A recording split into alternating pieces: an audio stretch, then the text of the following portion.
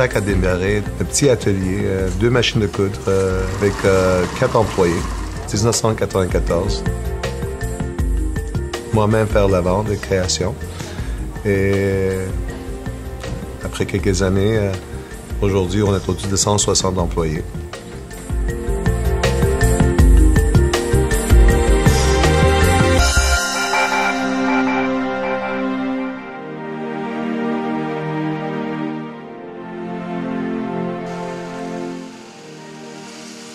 On ne peut pas imaginer Rudsac sans son petit atelier. Premièrement, c'est faire notre confection. Ça nous a permis à les gens de comprendre que le produit est bien fait, de la façon qu'il est fait. Comme vous savez, la création, pour nous, ça commence avec la matière première.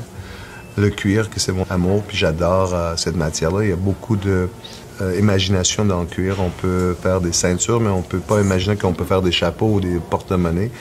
Et comment utiliser la matière première, comment le voir, puis de couleurs. D'ailleurs, souvent, on trouve un thème. On dit « Fly High » cette année, 2010. On parlait d'aviation. Donc, c'était facile à trouver les lunettes, les chapeaux, les bottes, les sacs, les manteaux.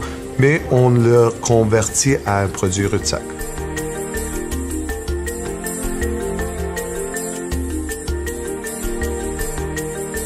J'ai vraiment démarré comme une image qui pourrait adresser des gens qui veulent être un peu artistiques, un humble look sur les accessoires, une image très contemporaine, puis les gens ils adorent ça.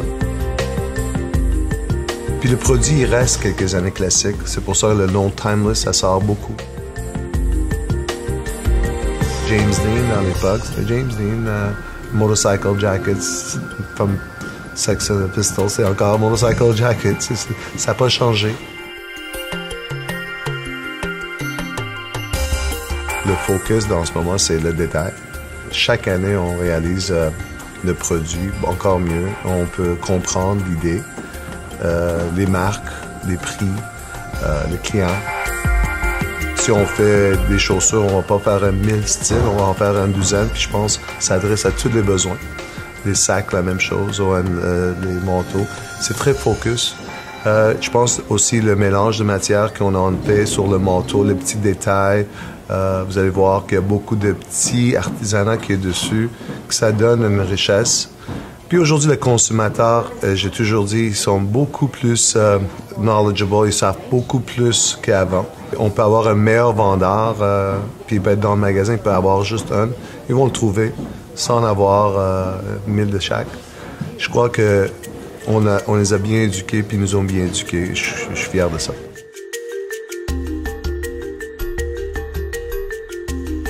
Quand on a démarré en 1994, le marque Rudsac, c'était le lancement.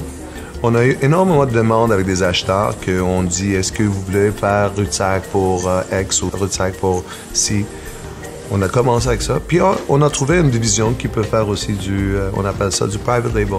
On en a fait beaucoup pour des grandes marques. Mettons Air Canada, on faisait des sacs pour Air Canada par Rudsac. Je pense qu'internationalement, les gens le voient.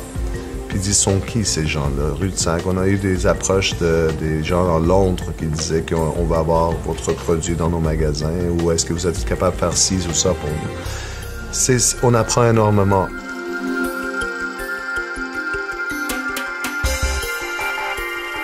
Des fois, j'ai de la misère à le faire comprendre, ou moi-même, ou d'écrire quelle façon qu'on a réussi. Je pense que c'est une recette avec beaucoup de sel et poivre qui a devenu quelle façon qu'il est. On a passé des moments très durs, c'était pas facile. Vous savez, chaque 5 ans, il y a une crise économique, ça vient, puis il faut adapter. On a des meetings de design, marketing, vente, administration, production, chaque jour. Une chance qu'on a nos propres magasins, que ça nous a énormément fait comprendre la ligne. On a un look que même les acheteurs de New York ils disent ça c'est typique Montréal. Ça veut dire qu'il y a une demande de Montréal. Le succès qu'on peut apporter, je pense que pour nous, le prochain 5 ans, c'est le Canada. Vraiment focus. Puis après, apporter ça avec des franchises à travers du monde. Avec Assatorian, créateur, fondateur de Rudsac.